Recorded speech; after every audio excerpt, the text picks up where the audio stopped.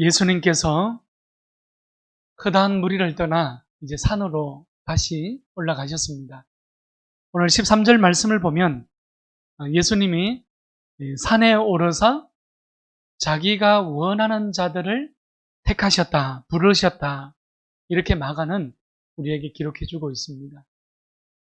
오늘 본문은 가장 먼저 예수님께서 제자들을 선택하실 때에 가졌던 그 기준이 무엇인지를 우리에게 보여주고 있습니다.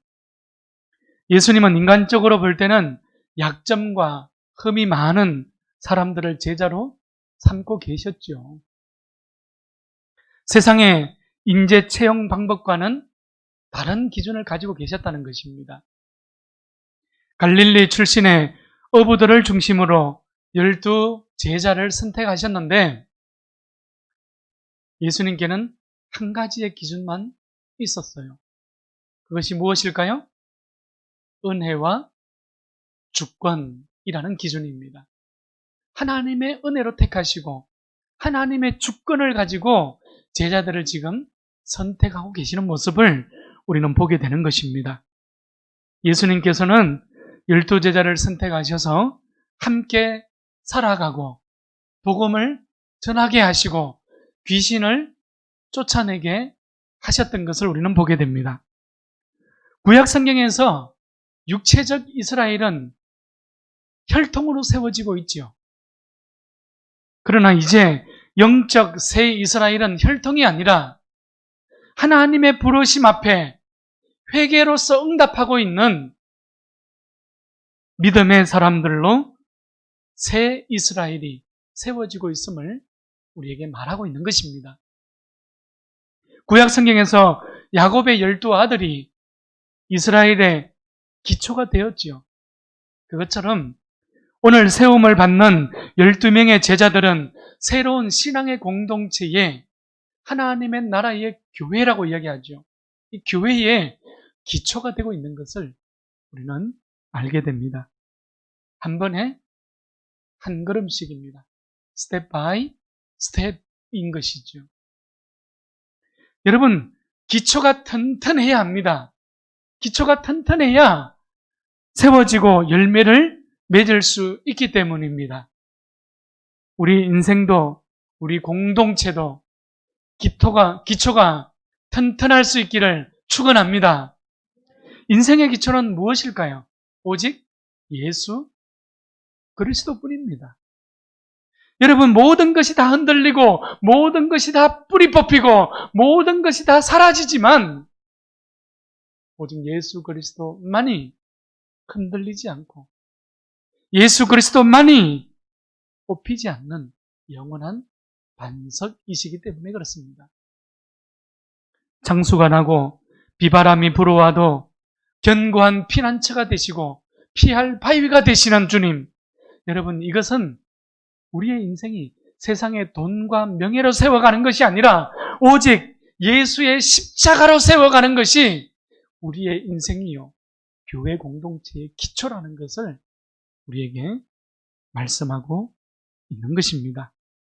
오늘 본문을 보면 예수님께서 12 제자들을 세우신 목적을 3가지로 우리에게 말씀하고 있어요. 여러분, 14절을 보십시오. 첫째는 제자들을 자기와 함께 있게 하기 위해서였습니다. 그러니 여러분, 제자라는 아이덴티티를 우리는 여기서 볼 수가 있죠. 제자가 가지고 있는 정체성이 뭡니까? 제자는 예수님과 함께 할 때 제자가 될 수 있다는 거예요. 무엇보다 말씀과 예배를 가까이 할 수 있기를 축원합니다. 마가복음 8장 21절 말씀을 보게 되면 예수님은 제자들에게 이렇게 말씀하고 있습니다. 삼가 바리새인의 누룩과 헤롯의 누룩을 주의하라. 자, 그런데 이 말씀을 들은 제자들은 바리새인과 헤롯의 누룩에 대해서 예수님의 말씀에 대해서 지금 이해를 하지 못하고 있어요. 여전히 육체에 사로잡혀서 이 누룩이라는 것이 배고플 때 먹을 수 있는 떡이라는 것을 인식하고 있어요. 그래서 마가복음 8장에 보게 되면 예수님의 이 말씀을 듣고 제자들이 수군거렸다, 이렇게 기록을 하고 있습니다. 제자들은 예수님의 말씀을 듣고 함께 살아가고 함께 머물렀지만, 여러분 지금 마가복음 8장이면 중반쯤 맞지 않습니까? 그럼에도 불구하고 이들은 예수님의 뜻, 하나님의 의지가 어디에 있는지를 제대로 이해하지 못하고 있다는 것을 우리에게 보여주고 있는 것이죠. 예수님께서 이렇게 말씀하십니다. 아직도 깨닫지 못하느냐? 아직도 깨닫지 못하느냐? 제자들에게 이렇게 말씀하고 있는 거예요. 제자는 하나님의 나라를 위해서 훈련되어져 가야 하는 것입니다. 제자는 여러분 듬직한 일꾼으로 서서 하나님의 나라의 일꾼으로 성장할 수 있어야 되는 거예요. 그것이 제자입니다.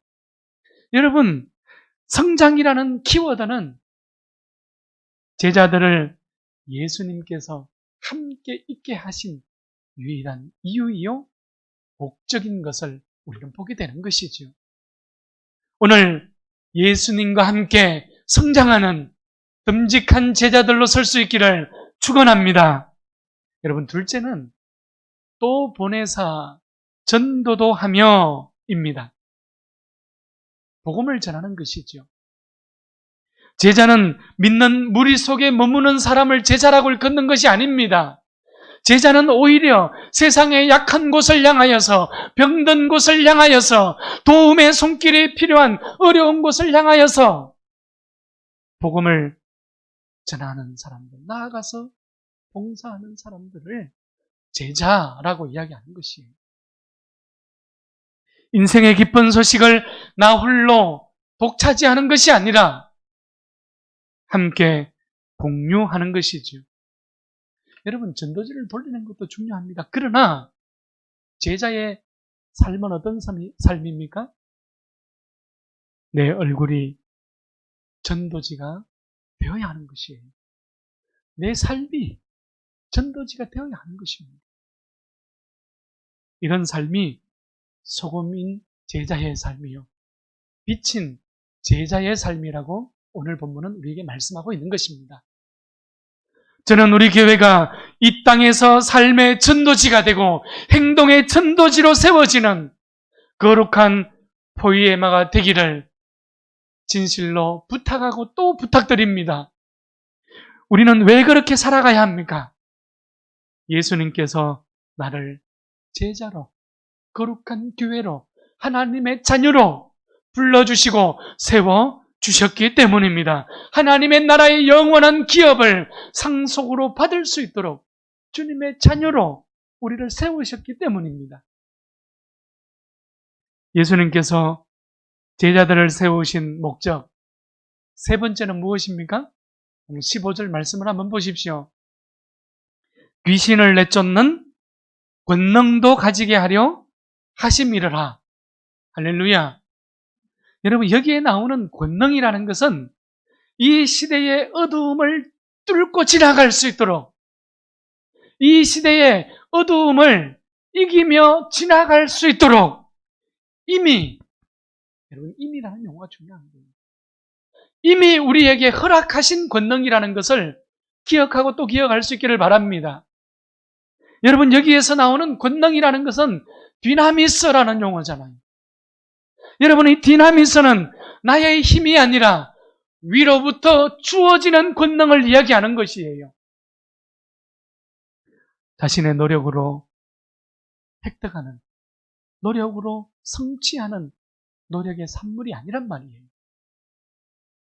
하나님과의 바른 관계로 돌아설 때에, 내가 하나님 앞에 기본으로 돌아갈 때에 위로부터, 하나님께로부터 덧입혀지는, 주어지는 선물, 그것이 은사요, 카리스마요, 권능이라는 것입니다. 여러분, 이 권능은 때로는 물리적인 힘으로, 때로는 영적인 파워가 되어서 나타나는 것이지요. 그것이 디나미스, 라는 것입니다. 하나님이 기뻐하심으로 거저 주시는 은혜의 선물이 되는 것이죠.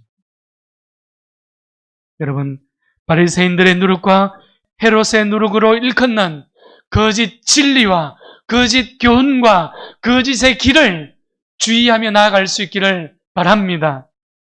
성도는 주님과 함께함으로써 복음을 위해 사는 삶으로 부름받은 존재입니다. 그래서 교회는 에클레시아, 제자들의 무리가 되는 것입니다. 여러분, 죄로부터 건짐을 받고 위로부터 임하는 권능을 가지고 살아가는 사람들을 교회라고 이야기하는 거예요.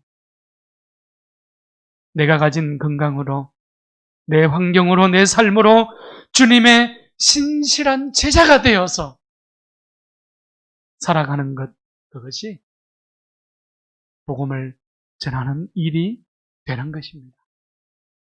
마지막으로 우리는 2000년 전 예수님과 함께 했던 12 제자들이나 오늘 이 시대를 살아가는 예수님의 제자로 부름받은 우리들이나 동일한 의무와 동일한 부르심 가운데에 서 있다는 사실을 우리는 또 발견하게 됩니다. 여러분, 예수님을 신앙한다는 것은 예수님께서 살아가셨던 바로 그 삶의 행적 앞에 예수님의 발자국과 나의 발자국을 포개어서 여러분, 걸어가는 것임을 우리는 잊지 말아야 합니다. 신앙한다는 것은 나의 거룩한 결단으로부터 내가 예수님과 함께 동행하는 삶을 살아가겠다는 그 거룩한 의지의 결단으로부터 시작되어지는 것입니다. 여러분, 그래서 신앙은 단순히 머릿속에 머무는 것이 아니에요. 신앙은 어떤 이데올로기도 신념도 아닙니다. 신앙은 사변도 철학도 아닙니다. 오직 예수 그리스도의 인격과 나의 인격이 마주치는 현장이 신앙의 현장이 되는 것입니다. 내전 실존이 예수님의 전 인격을 더불어서 경험하는 현장이 되는 거예요. 여러분, 그것이 신앙한다는 것입니다. 그래서 기도의 자리와 예배의 자리가 언제나 제자들은 중심에 놓여 있는 거예요. 여러분, 예배를 인생의 중심에 세울 수 있기를 축원합니다. 섬김과 봉사뿐만 아니라 가르치고 배우는 모든 신앙의 행위가 예수님의 행적과 일치하기를 힘쓰는 것이 제자의 삶이라고 일컫는 것입니다. 여러분, 이것이 제자예요. 이것이 우리의 신앙이요, 이것을 믿는다라고 이야기하는 것입니다. 처음부터 우리 신앙이 우뚝 서서 흔들리지 않으면 얼마나 좋을까요? 처음부터 신앙 가운데에서 승리만 할 수 있다면 여러분, 금상첨화지요. 더 이상 부러울 것도, 더 이상 이상할 것도 없을 것입니다. 그러나 신앙도 끊임없이 훈련을 필요로 하는 거예요. 기도의 자리에 나 자신을 복종시켜서 쳐서 기도의 무릎을 꿇는 것입니다. 여러분, 기도마저도 그저 주어지지 않는 거예요. 찬송으로 내 입술을 지켜나가야 하고 말씀 중심, 예배 중심으로 나를 의지적으로 돌이켜 세워야 합니다. 그것이 제자의 삶이요 신앙함의 삶이라 말입니다.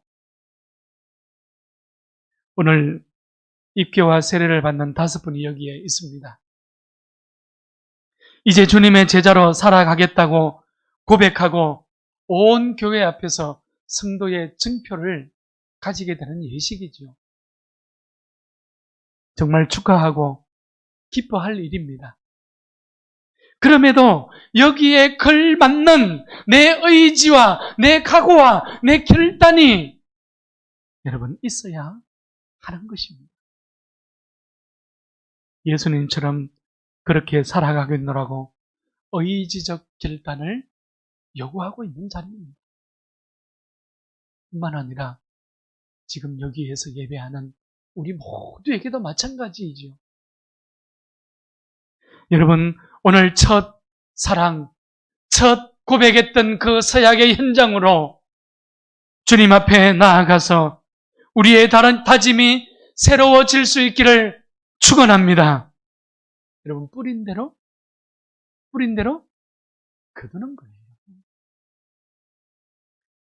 아무것도 뿌리지 않으면 비바람을 연명하지 않아도 됩니다. 그러나 풍파는 피할 수 있지만 뿌린 것이 없으니 어떻습니까? 수확도 거둘 것도 없는 거예요. 열매가 없습니다. 문제는 없을지 모르지만 신앙이 가져다주는 기쁨의 열매, 신앙이 가져다주는 그 감사의 열매, 세상이 알 수 없고 세상이 줄 수 없는 평강의 열매는 여러분 맛볼 수 없는 거예요. 풍성한 하나님의 은혜와 인도하심은 맛볼 수 없다는 거예요. 뿌리지 않았습니까? 성장하지 않았습니까? 저는 오늘 우리 모두에게 풍성한 은사를 나누어 주시는 하나님의 은혜가 넘치도록 풍족하기를 축원합니다. 그럼 말씀을 정리합시다. 오늘 본문은 예수께서 제자를 선택하는 기준이 하나님의 은혜와 주권이라는 사실을 우리에게 여지없이 보여주고 있습니다. 내 상황이나 내 실력이 아니었습니다. 하나님의 주권, 하나님의 계획하심이 제자 선택의 기준이었죠. 오늘 16절 말씀 이하에 소개되고 있는 예수님의 제자들을 보십시오. 얼마나 다양한지 모릅니다. 12 제자들은 저마다 개성을 가지고 있어요. 여러분, 시몬이라는 이 베드로는 어떠했습니까? 다혈질적 성격을 가지고 성격이 급했습니다. 그러니 실수가 많았어요. 위기가 찾아오니 예수님을 모른다고 3번이나 거짓말하지 않습니까? 또 위기가 찾아오니 여러분 칼을 빼들고 한 여종의 길을 쳐서 떨어뜨립니다. 이게 베드로의 삶의 모습이었어요. 그럼에도 예수님께서는 그 시몬에게 베드로 반석이라는 이름을 더하시고 교회의 기둥으로 사용하셨지 않습니까? 여러분, 야고보와 요한은 어떠했습니까? 그들은 과격한 사람들이었어요. 목소리가 큰 사람들이었습니다. 그래서 그들의 별명이 무엇이었습니까?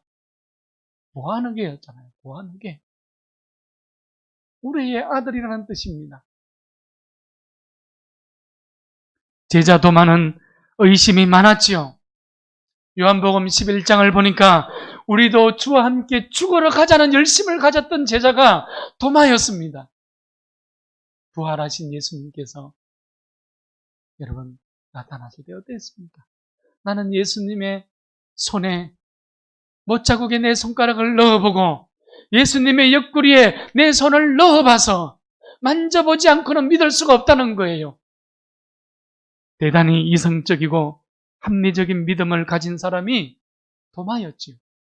그러나 이후 주 72년에 도마가 순교할 때까지 여러분 도마는 인도와 아프리카 대륙과 또한 중국에 이르기까지 하나님의 교회를 세우고 봉사하고 섬기면서 심실한 제자로 살아갔던 바로 그 제자가 도마라는 제자였어요. 그래서 지금도 여러분 인도의 선교의 뿌리는 도마를 제1번으로 치고 있는 거예요.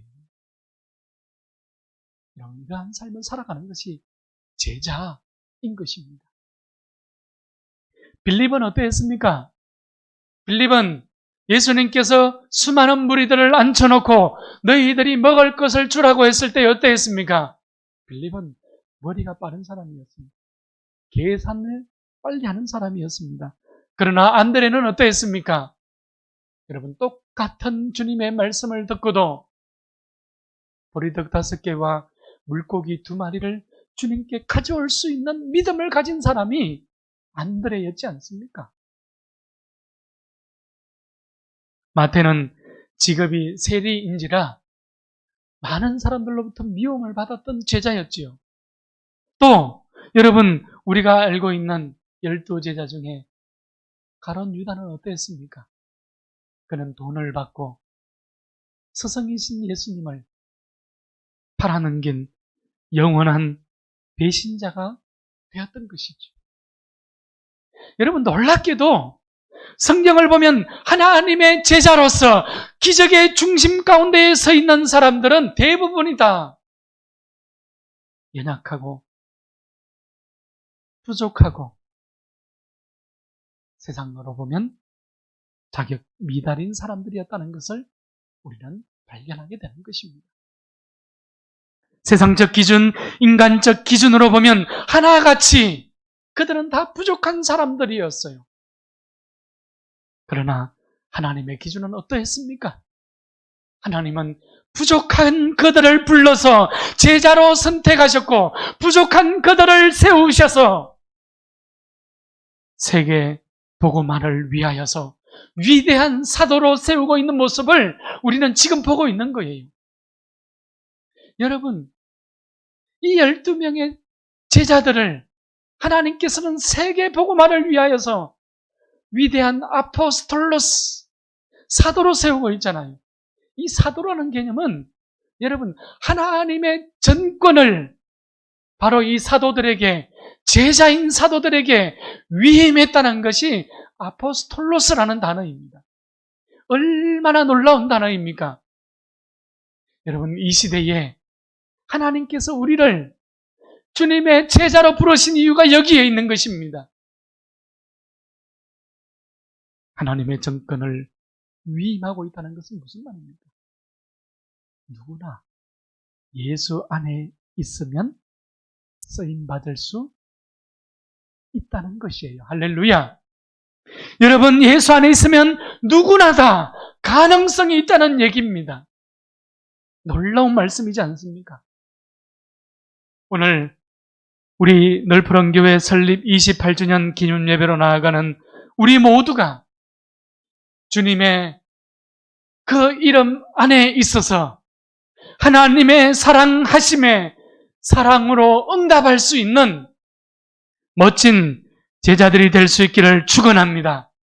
지난 28년 동안 우리가 걸어온 믿음의 발자국이 주님과 동행하며 걸어왔던 것처럼 이제 우리는 하나님의 비전이 되어서 앞으로의 30년을 또 새로이 하나님의 포이에마가 되어서 이 세상에 영원한 생명을 나누는 주님의 몸인 교회로 세워가게 될 것입니다.